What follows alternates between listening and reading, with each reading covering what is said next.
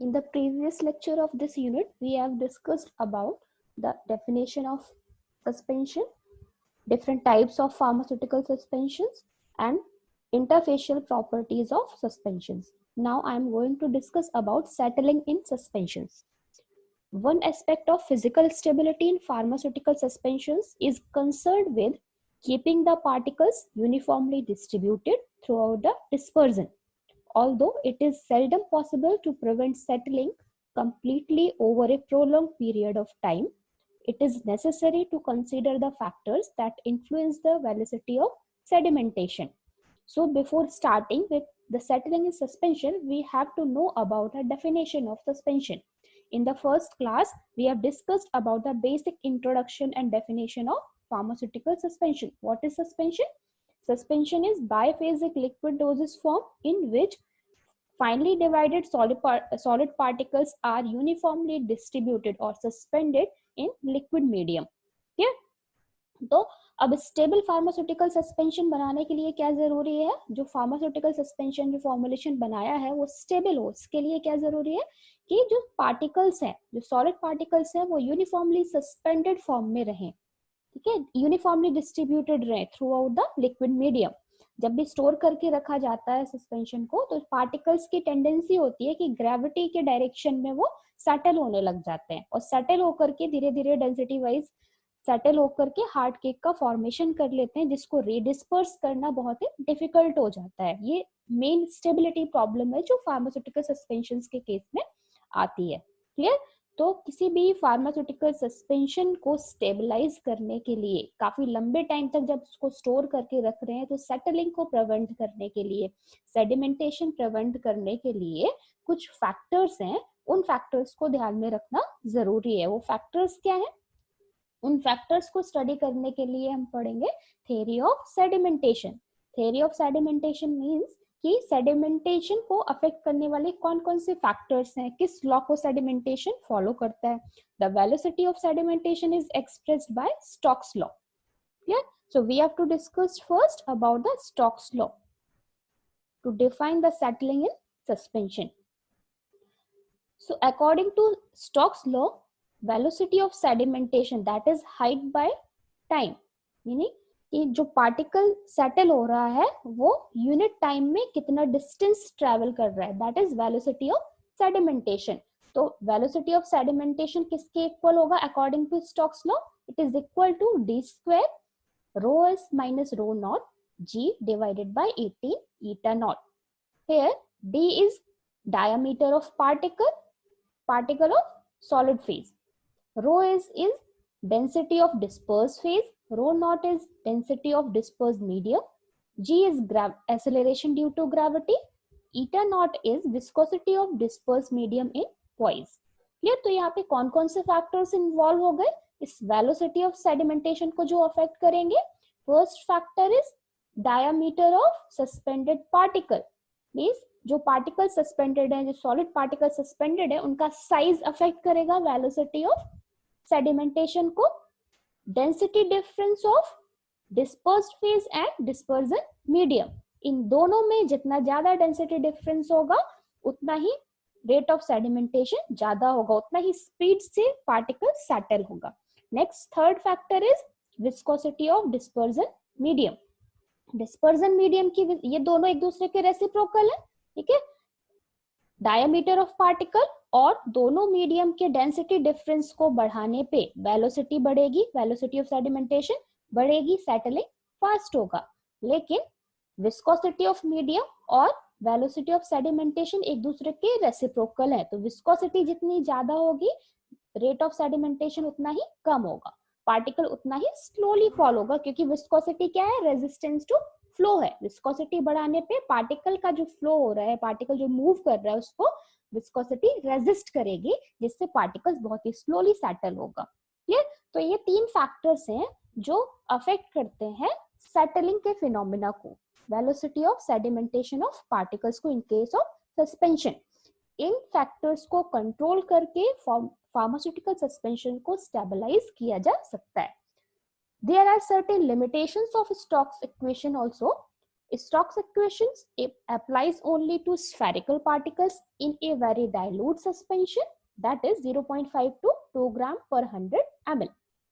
Stocks equation सिर्फ बहुत dilute suspension के केस में और स्फेरिकल पार्टिकल्स के केस में ही एप्लीकेबल है. Particles which freely settle without collision, वो पार्टिकल्स जो विदाउट कोलिजन फ्रीली सेटल होने की टेंडेंसी रखते हैं, उन्हीं के लिए स्टोक्स इक्वेशन एप्लीकेबल हो सकता है. Next condition is particles with no physical और केमिकल अट्रैक्शन. सेडिमेंटेड पार्टिकल्स के बीच में, सस्पेंडेड पार्टिकल्स के बीच में किसी भी तरह का फिजिकल और केमिकल अट्रैक्शन नहीं होना चाहिए. ये तीन कंडीशन से जो कि लिमिटेशन है स्टोक्स इक्वेशन की, इन तीन कंडीशंस में ही स्टोक्स इक्वेशन को अप्लाई किया जा सकता है. Now come to the sedimentation parameters. Sedimentation parameters मतलब कि वेलोसिटी ऑफ सेडिमेंटेशन के थ्रू कौन कौन से पैरामीटर, सेडिमेंटेशन से रिलेटेड कौन कौन से पैरामीटर्स हम स्टडी करते हैं to know about the pharmaceutical suspension whether it is stable or not. So दो sedimentation parameters हमें यहाँ पे स्टडी करने हैं. First one is sedimentation volume और height of flocculated suspension and next one is degree of flocculation. So first come to the sedimentation volume or height for flocculated suspensions. Sedimentation volume is the ratio of the ultimate volume of sediment to the original volume of suspension before settling. मतलब क्या हुआ कि जब formulation को shake करके, तुरंत formulation को बना करके शेक करके जब रखा है, तो जो ओरिजिनल वॉल्यूम है सस्पेंशन का, जो सस्पेंडेड पार्टिकल्स का जो ओरिजिनल वॉल्यूम है वो सस्पेंशन के टोटल वॉल्यूम के बराबर ही होगा. तो उस ओरिजिनल वॉल्यूम से कुछ टाइम टी के बाद में जितना पार्टिकल सेटल हुए हैं, सेटलिंग के बाद में, सेडिमेंटेशन के बाद में जितना अल्टीमेट वॉल्यूम उन्होंने गेन किया है, उस अल्टीमेट वॉल्यूम ऑफ सेडिमेंट और ओरिजिनल वॉल्यूम ऑफ सस्पेंशन का रेशियो होता है sedimentation volume. Clear? VU is final और ultimate volume of sediment, V0 is original volume of suspension before settling. Sedimentation volume has values ranging from less than 1 to greater than 1. In case when value of sedimentation volume is less than 1, VU is less than V0. Clear? यहाँ पे आप देख सकते हो कि F की value अगर 1 से कम है, तो 1 से कम कब होगी? जब ये वैल्यू ज्यादा होगी, अल्टीमेट वॉल्यूम की वैल्यू कम होगी और ओरिजिनल वैल्यू की वैल्यू ज्यादा होगी. इस केस में सेडिमेंटेशन वॉल्यूम की वैल्यू 1 से कम होगी. Clear? Less than 1 to greater than 1 तक इसकी वैल्यू वेरी कर सकती है. F इज इक्वल टू 1 कब होगा? जब ये दोनों वैल्यूज इक्वल होंगी. अल्टीमेट वॉल्यूम की value original volume of suspension के इक्वल होने पे सेडिमेंटेशन वॉल्यूम की वैल्यू 1 होगी. ये मतलब F इज इक्वल टू 1 होने का मतलब है कि सेडिमेंटेशन नहीं हो रहा है. सेडिमेंटेशन नहीं हो रहा है तभी तो जो सस्पेंडेड पार्टिकल्स है वो उनका अल्टीमेट वॉल्यूम कितना हो गया? ओरिजिनल वॉल्यूम के बराबर हो गया. Clear? The system F is equal to 1 is said to be in flocculation equilibrium and show no clear supernatant on standing. वो सस्पेंशन जिसके लिए सेडिमेंटेशन वॉल्यूम की वैल्यू 1 होती है, उस सस्पेंशन को फ्लॉकुलेशन इक्विलिब्रियम, वो सस्पेंशन फ्लॉकुलेशन इक्विलिब्रियम में कंसीडर किया जाता है. और उसके केस में स्टोरेज पे, स्टैंडिंग पे कोई भी क्लियर सुपरनेटेंट विजिबल नहीं होता है. क्लियर सुपरनेटेंट विजिबल क्यों नहीं हो रहा है? क्योंकि through out the liquid medium जो पार्टिकल्स है वो यूनिफॉर्मली सस्पेंडेड फॉर्म में है, ओरिजिनल वॉल्यूम के बराबर ही अल्टीमेट वॉल्यूम है. Clear? When F is greater than 1, F की वैल्यू, सेडिमेंटेशन वॉल्यूम की वैल्यू अगर 1 से ज्यादा है, तो 1 से ज्यादा कब होगी? जब ultimate volume of sediment original volume of suspension से ज्यादा होगा. इट मीन्स जब ओरिजिनल वॉल्यूम, जब सस्पेंशन अगर हमने 100 ml का बनाया है और अल्टीमेट स्टोर करने पे जो अल्टीमेट वॉल्यूम ऑफ सेडिमेंट है वो क्या कर रहा है? उस ओरिजिनल वॉल्यूम को एक्सीड कर जाता है. कि उस केस में क्या होगा? सेडिमेंटेशन वॉल्यूम की वैल्यू 1 से ज्यादा होगी. Sediment volume is greater than the original volume due to the network of flocs formed in the suspension and so loose and fluffy sediment and extra vehicle is needed to contain sediment. क्या बहुत ज्यादा जब loose और fluffy फ्लॉक्यूल्स का formation हो जाता है, network form हो जाता है फ्लॉक्स का, उस केस में ultimate volume of sediment original volume से एक्सीड कर जाता है और उस एक्सीडेड वॉल्यूम को कंटेन करने के लिए एक्स्ट्रा व्हीकल ऐड करने की जरूरत होती है उस केस में। क्लियर?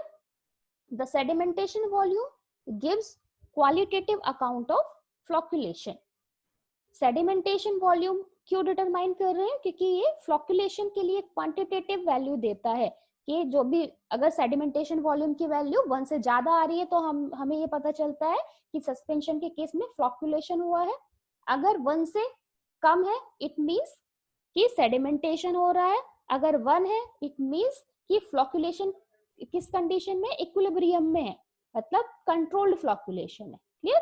यहाँ इस डायग्राम में आप देख सकते हो जो तीनों वैल्यूज मैंने आपको बताई थी, if f is equal to less than 1, यहाँ पे 0.5 दिया गया है।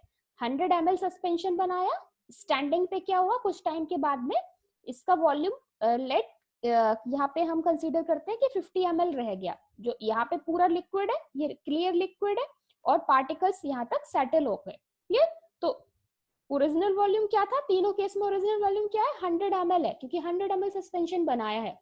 लेकिन फर्स्ट कंडीशन में क्या हो रहा है कि स्टोर करने पे जो सस्पेंडेड पार्टिकल्स थे वो 50 ml तक सेटल हो गए। ये इनका अल्टीमेट वॉल्यूम ऑफ सेडिमेंट हो गया, जो पार्टिकल सेडिमेंट हुए। क्लियर? तो सेडिमेंटेशन वॉल्यूम क्या हो जाएगा इस केस में? Ultimate volume that is 50 divided by original volume that is 100। तो f is equal to 0.5, it is less than 1। Second condition क्या देखी थी? when sedimentation volume is equal to 1, कब होगा? जब पार्टिकल सेटल नहीं हो रहे हैं और इस ओरिजिनल वॉल्यूम को ही में ही throughout the dispersion medium distributed है, यूनिफॉर्मली डिस्ट्रीब्यूटेड है। इस कंडीशन को बोलते हैं फ्लॉक्यूलेशन इक्विलिब्रियम, जो कि डिजायर्ड है फार्मास्यूटिकल सस्पेंशन के केस में, जो डिजायर्ड है। क्लियर? नेक्स्ट कंडीशन क्या थी? Sedimentation volume is greater than 1। ऐसा कब होगा? ये 100 ml सस्पेंशन बनाया था, लेकिन sedimentation volume exceeds volume of sediment, therefore extra vehicle is added। यहाँ पे जो फ्लॉक्यूल्स है वो इतने ज्यादा फ्लफी है, जो नेटवर्क इतना स्ट्रॉन्ग है कि इस वॉल्यूम को भी एक्सीड कर जा रहे हैं। तो ये जो फ्लॉक्यूल्स एक्सीड किए हैं, इस वॉल्यूम को एक्सीड किया है, इस सेडिमेंट को सस्पेंशन में ही कंटेन करने के लिए क्या करना पड़ेगा? एक्स्ट्रा व्हीकल ऐड करना पड़ेगा। तो ये सस्पेंशन कितना हो गया? इसका वॉल्यूम कितना हो गया? अल्टीमेट 150 हो गया। क्लियर? तो ultimate volume of sediment 150 ml हो गया, ओरिजिनल वॉल्यूम 100 ml था, तो 100 बाय 150, सेडिमेंटेशन वॉल्यूम कितना हो जाएगा? 1.5, मतलब मोर देन 1। ये कंडीशन कैसी हो जाएगी? जहां पे एक्सेसिव फ्लॉक्यूलेशन हो रहा है। क्लियर? तो तीनों कंडीशन इस डायग्राम से क्लियर हो गई जो हमने सेडिमेंटेशन वॉल्यूम में अभी पढ़ा था। यहाँ पे आप देख सकते हो sedimentation volumes produced by adding varying amounts of flocculating agent, examples B and C are pharmaceutically acceptable। मतलब कि जहां पे सेटलिंग नहीं हो रही है, जब सेडिमेंटेशन वॉल्यूम की वैल्यू या तो 1 है या 1 से ज्यादा है, वो सस्पेंशंस फार्मास्यूटिकली एक्सेप्टेबल होंगे, क्योंकि वो स्टोर करने पे स्टेबल रहेंगे। क्लियर? तो सेडिमेंटेशन वॉल्यूम से हमने क्या देखा? फ्लॉक्यूलेशन के लिए क्वालिटेटिव वैल्यू देखी सस्पेंशन की। Next sedimentation parameter is degree of flocculation. Degree of flocculation मतलब किस एक्सटेंट से, कितने नंबर ऑफ फ्लॉक्यूल्स का फॉर्मेशन हो रहा है सस्पेंशन में जब फ्लॉक्यूलेटिंग एजेंट को ऐड किया गया है। क्लियर? फ्लॉक्यूलेटेड और डीफ्लॉक्यूलेटेड सस्पेंशन मैं ऑलरेडी डिस्कस कर चुकी हूँ, तो फ्लॉक्यूलेटेड और डीफ्लॉक्यूलेटेड सस्पेंशन आपको क्लियर है। Degree of flocculation is the ratio of the sedimentation volume of the flocculated suspension to the sedimentation volume of the deflocculated suspension। Sedimentation volume हमने पढ़ लिया। Degree of flocculation क्या है? Degree of flocculation flocculated और deflocculated suspension दोनों के sedimentation volumes का ratio है। क्लियर? यहाँ पे आप देख सकते हो इसको रिप्रेजेंट किया गया है बीटा से। Beta is equal to f divided by f infinity. f is sedimentation volume of flocculated suspension, f infinity is sedimentation volume of deflocculated suspension। The minimum value of degree of flocculation is 1 when flocculated suspension sedimentation volume is equal to the sedimentation volume of deflocculated suspension। Clear? Sedimentation volume में हमने देखा था कि sedimentation volume की value less than 1 to greater than 1 vary कर सकती है, लेकिन डिग्री ऑफ फ्लॉकुलेशन की जो मिनिमम वैल्यू है वो 1 होगी, 1 से कम नहीं हो सकती है, 1 से ज्यादा हो सकती है। और 1 कब होगी? जब फ्लॉकुलेटेड और डिफ्लॉकुलेटेड दोनों सस्पेंशन के लिए सेडिमेंटेशन वॉल्यूम की वैल्यू इक्वल होगी। Clear? Now the effect of Brownian movement on settling. What is Brownian movement? Brownian movement is random motion of suspended particles, collider particles. तो Brownian motion settling को कैसे affect करेगा? Brownian motion में particles move कर रहे हैं, particles का movement हो रहा है, तो particles का मूवमेंट कैसे अफेक्ट करेगा? सेटलिंग में भी क्या है? particles मूव कर रहे हैं सेडिमेंट होने के लिए. क्लियर? तो Brownian movement of particle prevents sedimentation by keeping the dispersed material in random motion. Sedimentation के केस में, सेटलिंग के केस में जो पार्टिकल्स हैं वो ग्रेविटी के डायरेक्शन में, डाउनवर्ड डायरेक्शन में सेटल हो रहे हैं. ब्राउनियन मोशन क्या है? ब्राउनियन मोशन रैंडम डायरेक्शन में जिगजैग मोशन है. ठीक है, रैंडम डायरेक्शन में जब मोशन होगा तो पार्टिकल्स का सेटलिंग प्रिवेंट हो जाएगा. तो ब्राउनियन मूवमेंट क्या कर रहा है? सेटलिंग को प्रिवेंट कर रहा है. Clear? Brownian movement depends on the density of dispersed phase and the density and viscosity of the dispersed medium. Brownian movement हम पहले भी colloidal dispersion में पढ़ चुके हैं कि dispersed phase की density पे depend करता है और जो dispersion medium है उसकी density और viscosity पे depend करता है. मतलब कि Stokes law पे depend करता है. Clear? Stokes law में क्या था? Velocity of sedimentation था. तो वेलोसिटी ऑफ सेडिमेंटेशन में भी हमने देखा था स्टोक्स इक्वेशन में किन किन फैक्टर्स पे डिपेंड कर रही थी? पार्टिकल साइज पे, density difference of dispersed phase and dispersion medium and viscosity of dispersion medium. ये फैक्टर्स अभी हमें कंसीडर करने होंगे जब हम formulation of flocculated and deflocculated suspension study करेंगे. इन सारे फैक्टर्स को ध्यान में रख के ही हम एक स्टेबल सस्पेंशन प्रिपेयर कर सकते हैं. ये The kinetic bombardment of the particles by the molecules of the suspending medium will keep the particles suspended. Particle size is below critical radius for Brownian movement.